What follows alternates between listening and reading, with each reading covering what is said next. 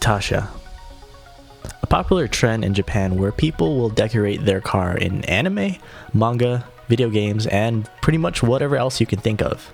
The direct translation for Itasha is painful car, which I think is a fitting name.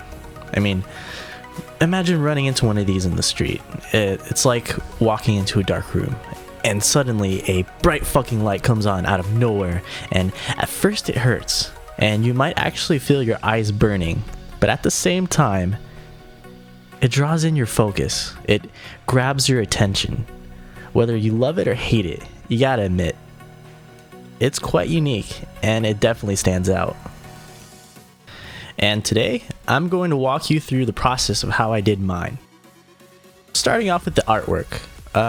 Now there's different ways you can go about this. One being just grabbing random images off Google or Deviantart or whatever. Now there's a few things I feel like I should mention if you decide to go this route. First, I would highly recommend getting permission from the artist of whatever artwork you decide to use, because stealing artwork is fucked up.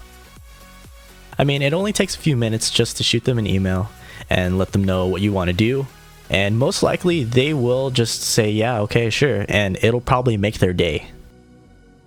Second, you always want to get the highest resolution possible for whatever image you want to use. I mean, a quick Google search for the character I wanted to use for my car only resulted in tiny little like PNG files, which look fine on your small computer screen, but blow it up to the size of a car and then you get major pixelization.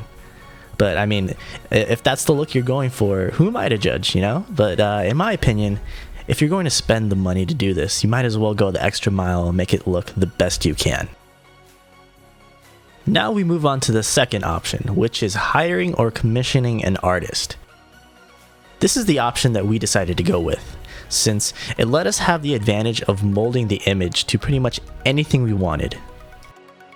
Now this is David. He is the artist we commissioned for this project, and I'm just going to say, this guy is a fucking god. So let me explain.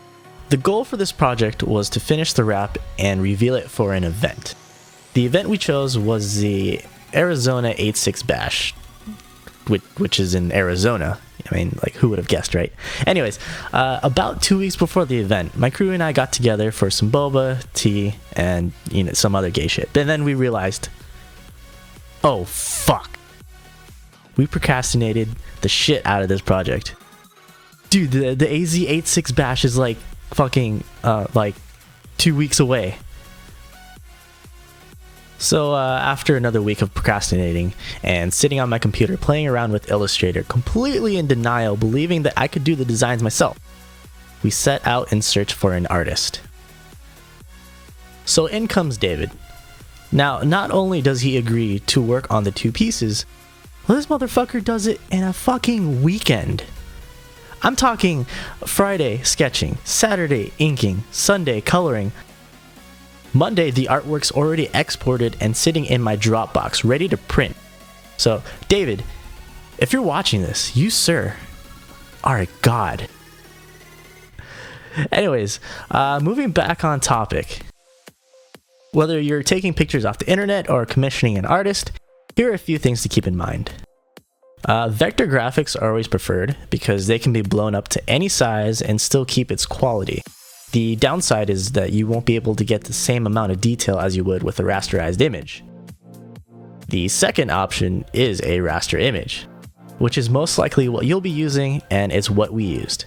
Pretty much any picture you find on Google or any picture you have on your computer is a raster image. And one thing to keep in mind with this is that you always want to get the highest resolution possible. Remember, the dimensions of a Scion FRS from bumper to bumper is 167 inches, from top to bottom 51 inches, and driver side to passenger side 70 inches. So you can use that as a reference when choosing your image, and if you have an artist, have them set their canvas size with that information in mind. Also have your artist export the files as a PSD file with at least 300 dpi, or if you went the vector route, export it as an AI file. Once you have all your artwork, now it's time we moved on to printing and installing. We decided to partner up with our buddies over at Graphic Impact, a local shop here in Vegas specializing in signs, banners, advertising, graphic design, and of course, wraps. Now, when you're working on something as big as this, something that involves a lot of people, probably the most important thing to stay on top of is communication. So, after about 19 episodes of Car Noob, you can sort of guess that I'm pretty stupid. So David finished up the artwork over the weekend. I had all the files ready to go that Monday. And instead of communicating with Paul over at Graphic Impact, I decided to myself, let's just show up unannounced. What's the worst that can happen? So we show up at the shop, and well, what do you know? Everything's closed. I'm thinking to myself, what the fuck's going on? It's noon, the shop opens at 10, then it hits me. It's President's Day. Fuck. Of course, if I had kept communication, I would have known that they wouldn't have been open. Anyways, I come back the next day to show Paul the artwork, and we spent about an hour testing different placements and seeing what works and what doesn't work. Basically, we took the artwork and just a random photo of a side shot of my car into Photoshop and scaled it, moved it, or moved it around till we found something that we liked. Once we were satisfied with the placements and the overall design, we took the car to be detailed. So even though the shop does do a wipe down before any application, I still wanted to make sure we got off all the excess dirt and just random crap. So the next day we come back with a clean car and hand over the keys to leave the car with them for the next couple days. We dropped off the car on Wednesday. From then on, they sent the designs over to be printed, laminated, and cut, then test fitted, and then the actual application. And then by Friday, everything was finished and I had my car back. All in all, this project took just about a week and a half to do. Aside from all the stress, this is probably my favorite thing that I've ever done to my car. I can already tell that this decision is going to bring a lot of controversy. More negative than positive. But at the end of the day, this is my car. And this is the direction I want to take it. So now that we're nearing the end of the video, I'm sure some people have already stopped halfway for one reason or another. But if you're one of the few still watching till the end, if you're someone who still supports my build, I just want to say thanks. It's been a crazy 3 years, and it's only going to get crazier.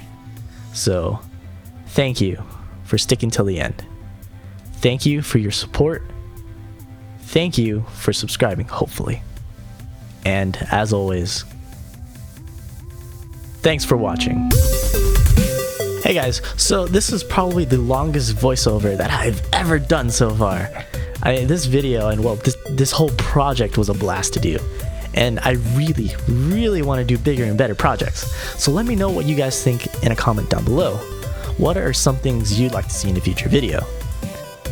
If you've got any questions about this video, or just, any questions in general, please feel free to leave them in a comment down below. Also, I'm kind of curious.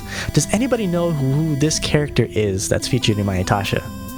I mean, I know it's technically fan art, but you should still be able to tell who it is. Again, go ahead and leave the guesses in a comment.